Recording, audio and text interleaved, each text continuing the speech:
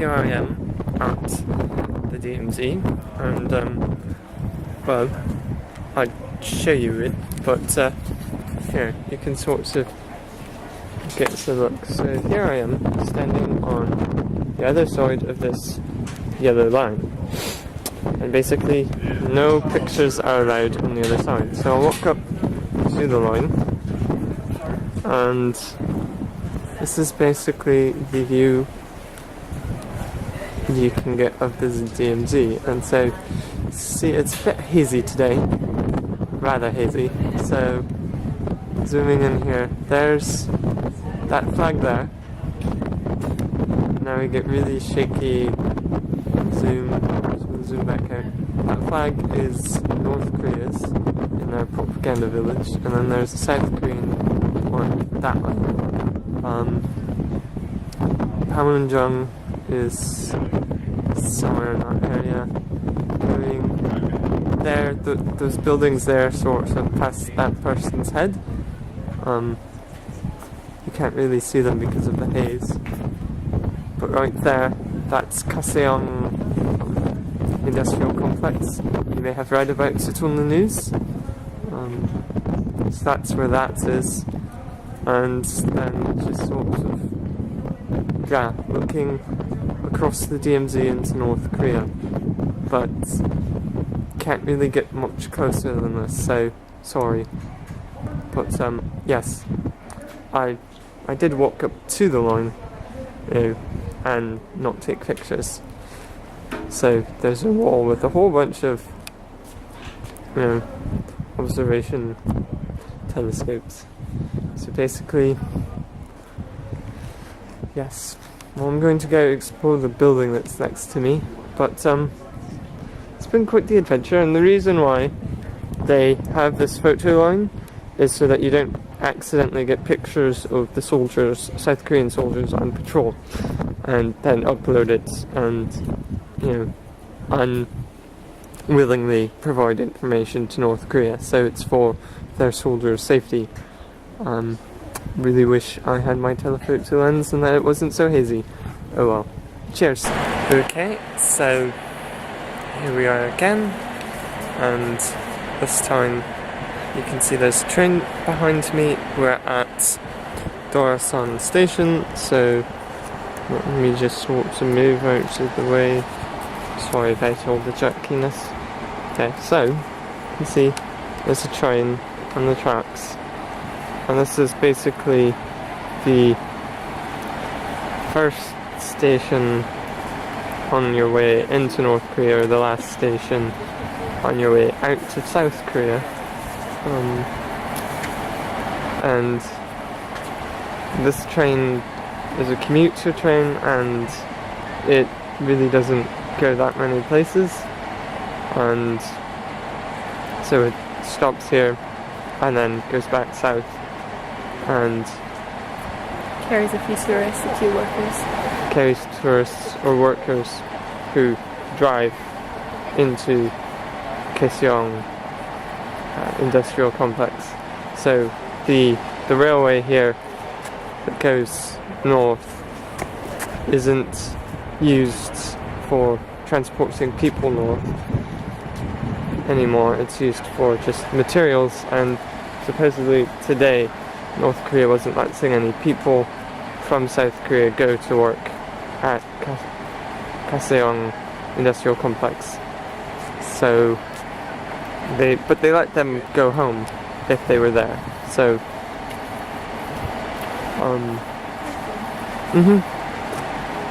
so basically there's the train,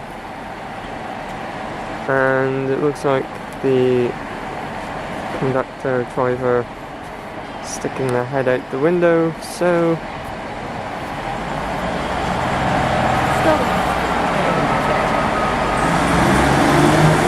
there it goes.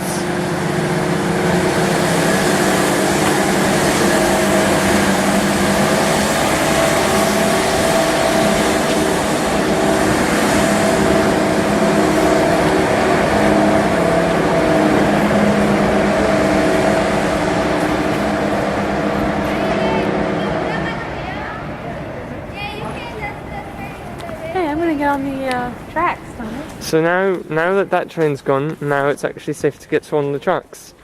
This is well, maybe a first here in Korea, but I've done. Yeah, I know. I did this when I was a little kid. So here are people milling about on the railway tracks because, well, you don't have to worry. It's up there, on that hill is Dora Observatory. And that's where we were. That's where I was talking at you earlier, where you couldn't really see North Korea. Yep. And so I'm going to now leave you, but here's the station.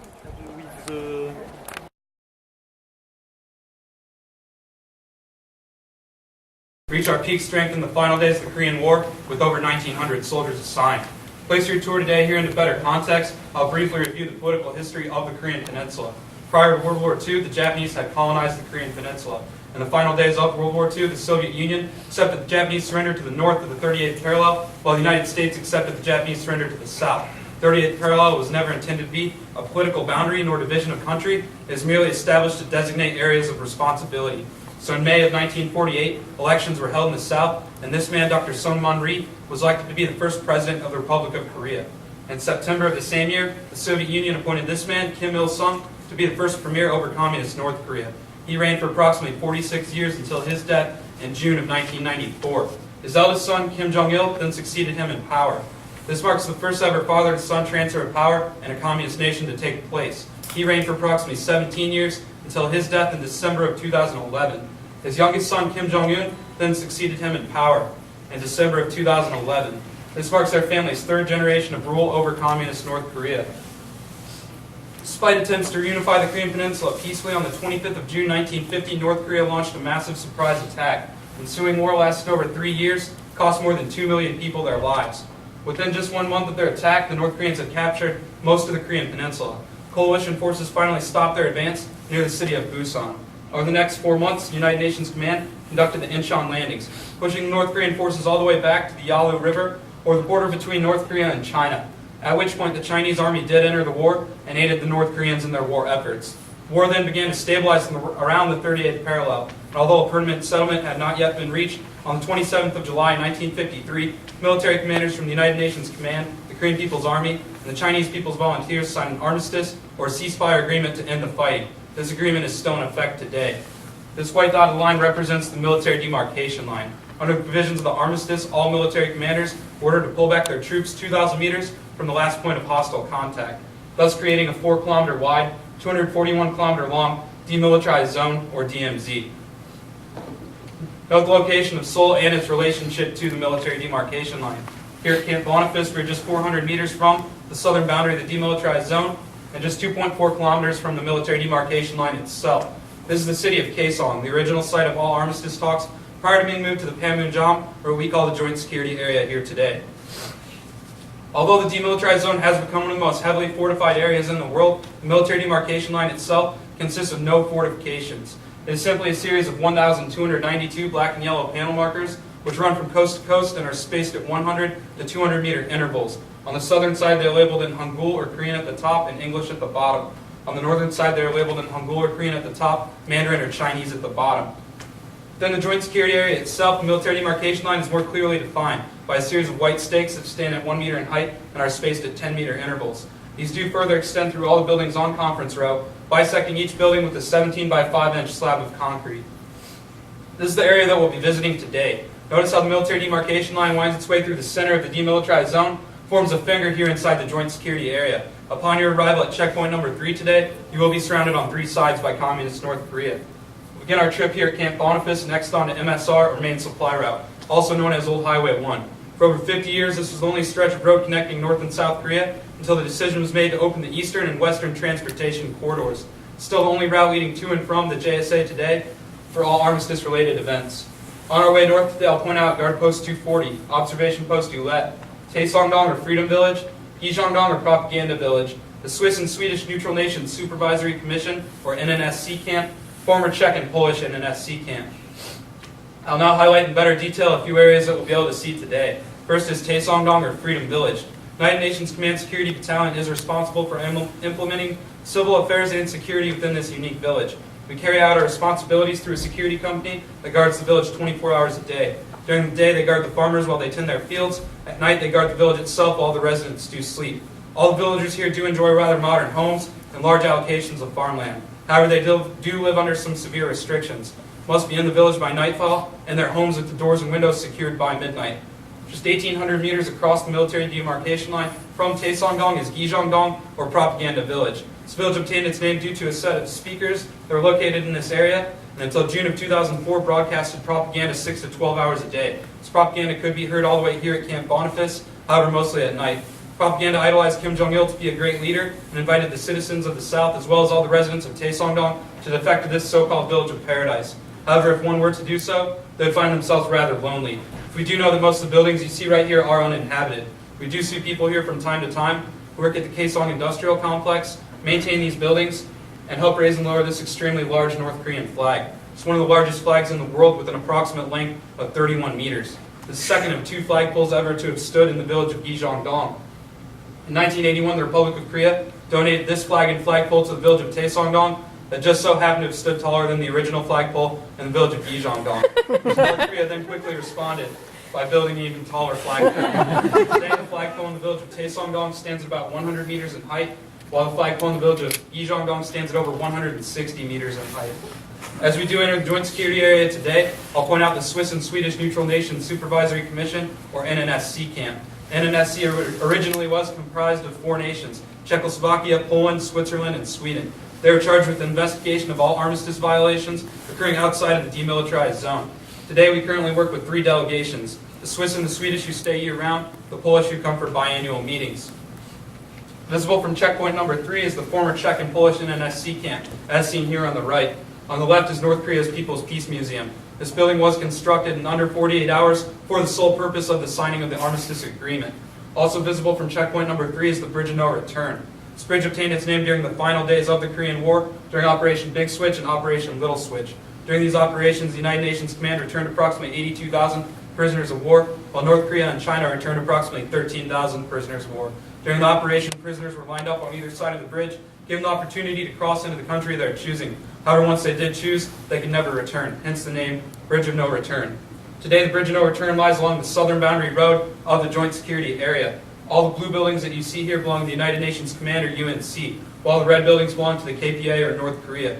Prior to 1976, the Joint Security Area was considered a neutral location, and both guard forces could move about this area freely. North Korea did take full advantage of this by building 4 communist guard posts along the southern boundary road, while the UNC built none in the north. Note the location of United Nations Command checkpoint number 4, how it is surrounded on 3 sides by communist guard posts and isolated from the rest of the Joint Security Area. Soldiers who worked at checkpoint number 3 had limited visibility of soldiers at checkpoint number 4.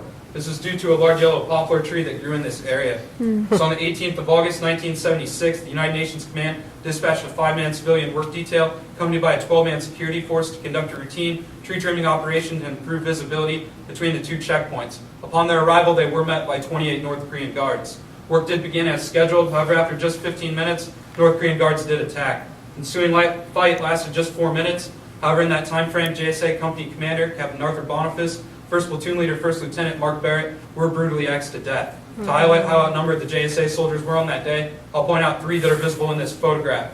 First is rather hard to make out, however he can be seen here, fighting off 7 North Korean guards. Here you can see the helmet of Captain Arthur Boniface, who was brutally axed to death in front of his own vehicle. Here you can clearly see a KPA soldier wielding an axe towards a JSA soldier. Due to this unprovoked act of violence, a special series of meetings were held. Decision was made that the actual MDL itself should separate the 2 guard forces. Under these new provisions, there are no more acts of violence until the 23rd of November 1984, when a Soviet citizen on a North Korean-sponsored tour dashed across the MDL in an attempt to defect to the free world. He was pursued by North Korean guards armed with pistols and rifles in an attempt to kill or capture him. There are approximately 30 North Korean guards in the northern portion of the United Nations Command Sunken Garden. The JSA Quick Reaction Force was immediately alerted, able to halt and outflank the North Korean main body. The ensuing firefight lasted 20 minutes, and in that time frame, the JSA had 1 soldier killed, Corporal Jang, 1 man wounded. KPA had 3 soldiers killed and 5 soldiers wounded. The Soviet citizen was protected throughout that firefight and evacuated back here to Camp Boniface. On our trip north today, you will see North Korean guards. Under the provisions of the armistice, all armed personnel within the joint security area are required to wear these armbands, which state that they are military police. However, the KPA no longer do so. They may come down and see our tour today. If they do so, I must ask them to not communicate with them in any manner, verbally or non-verbally. We also provide security and assistance for humanitarian operations, such as the repatriation of remains from the Korean War and the delivery of humanitarian aid to the north.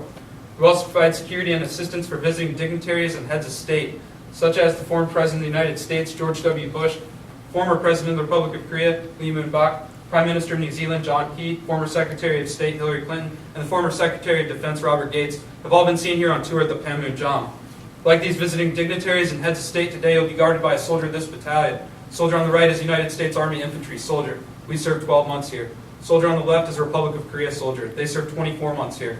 Both soldiers must meet above average standards of a normal soldier, possess a clean military as well as civilian background.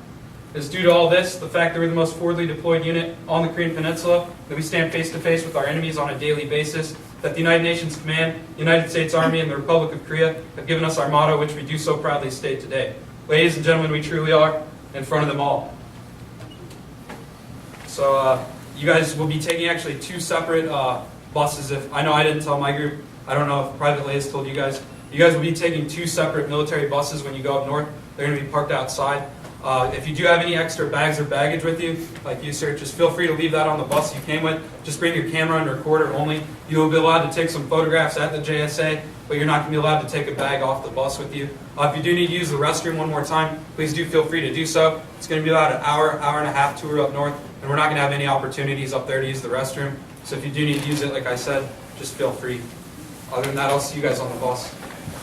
One more thing. If you guys are on this side of the room, you're going to be on bus number 2, the bus labeled bus number 2. If you're on this side of the room, you'll be labeled bus number 1.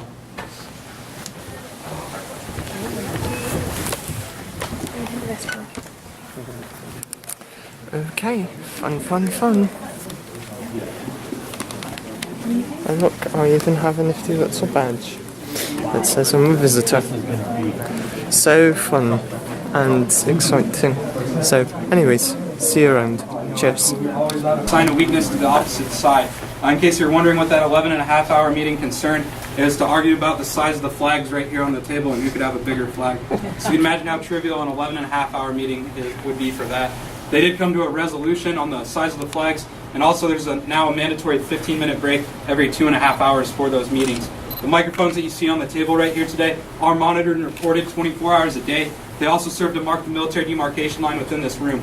Therefore, all of you standing to my left right here are currently standing in North Korea. Those of you on the same side as me are still in the Republic, and the gentleman right there is just kind of undecided. All statements in this room are translated into 2 languages, English and Korean. This was once done by 2 translators working simultaneously in the glass booths at the south and north ends of the building. However, now the translators simply sit at the heads of the table. The glass booths are no longer used. The rock soldiers that you do see in this building today are posted here for your protection. They're standing in a modified position of Taekwondo, what we call rock ready. This stance, along with their sunglasses and my sunglasses, are used to show no emotion whatsoever towards the North Korean soldiers. They're also all black belts in Taekwondo, so I told you to keep at an arm's length distance. They're not like the soldiers at Buckingham Palace. They will move if you get too close, so just please keep about that arm's length distance. Other than that, if you're on this side of the room, you're going to have to wait until you move over there to see it. But on that back corner of the translator booth back there, you can see some scratches on the wall. In 1994, that was the last time anyways, there was an incident when 3 KPA soldiers tried to abduct the rock soldiers when they went to lock that back door. So now it's become a 2-soldier job. First soldier approaches the door to lock the bolt. Second soldier grasps his pistol belt, anchors himself to the back corner of that translator booth. So you can see over the years it's scratched and worn the paint away on the translator booth right there. The last thing I'm going to talk about, if you look above the southern translator booth right there, you see a plaque with the 16 sending nations. There was once a shelf with cloth flags of the 16 sending states right there. However, the KPA soldiers would routinely come in here to face the U.S. as well as the ROC flag. So the UNC commander decided to simply replace it with the plaque with the 16 sending states. Been no issues since. That being said, if anyone does have any further questions, please do feel free to ask. Otherwise, feel free to move about this building freely. Take all the photographs you guys need. And I'll be over here if anyone has any questions. We'll just have a couple minutes to take photos in here. There I go. Sorry, you can go to North Korea. Hi. So here's the line. Hello. Hi. And so, But I would need to get that close. I picture you guys in. so here's I know. Oh, that thing? I saw you.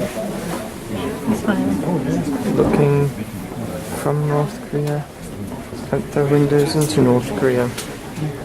You can't really see out because of the glare. Sorry. There we go. There's North Korea. Okay. Don't follow the soldier. And turning off. And we'll see Naval you officer. around. He serves as the official representative for the United Nations Command Military Armistice Commission, conducts all official communication between the UNC and the KPA. Directly across from that blue building, you can notice a tan two-story guard tower on top of the hill right there. That is KPA guard post number 2. It is currently monitoring you at this time. So once again, please not point, wave, or gesture towards North Korea. The base of the hill from the KPA guard post number 2, see those white stakes that I did talk about in the PowerPoint, stand at 1 meter in height and are spaced in 10-meter intervals. Those do serve to further and more clearly define the military demarcation line here within the Joint Security Area. Further extends through all the buildings on Conference Row, bisecting each building with the 17 by 5-inch slab of concrete, which you can see to my rear right here. The buildings on Conference Row, starting from your right, the first large gray building right there is the KPA's Recreation Center. This building is ironically named for it houses no recreational equipment and is seldomly used by the North Koreans. Basically, all they use this building for is to place 10 to 20 armed guards. Whenever we do hold talks between officers, and when the soldiers are in the building, they normally pull back the white curtains you see on the doors and windows right there and make derogatory gestures at us, such as the throat-slashing gesture or flip us the bird. So we've actually given this building the nickname the Monkey House. The next building from the right is T3. T3 is used by the JDO for weekly colonel level, staff officer level meetings. T2 was the Military Armistice Commission building. I already talked your guys' ears off about that. I'm not going to say any more. T1 is used by the Neutral Nations Supervisory Commission for their weekly meetings, and the large gray building on the far left down there is the former Czech and Polish and NSC building. However, it is no longer occupied. Large gray building directly to my rear, your front right here is the Panmunjom, or North Korea's Visitor Welcoming Center. This building also serves as a 2-man guard post. If you look closely at the third level of the building, you'll notice that it's significantly different from the rest of the building. This is because it was added on in 1994 to make it taller than the original Freedom House, which once stood directly to your rear. I did say it's a 2-man guard post. If you look at the top of the steps, you can see the lone KPA sentry standing there by himself. If you look directly to your left of him, you'll notice a series of windows. The first window from the right, the curtains are parted a little bit. There's a second KPA soldier sitting right there currently photographing you. That is the first soldier's relief. You can't wave back at him, but feel free to smile, take as many photos as you guys want. With that being said, if anyone does have any more questions here, please do feel free to ask. And other than that, feel free to take, I'll have a couple minutes to take photos. If you guys want to turn around and take like a profile picture with North Korea in the background, that's fine. Just make sure you direct all the photos towards North Korea. Thank you. Yes, if you have binoculars. Okay, so we're looking at North Korea.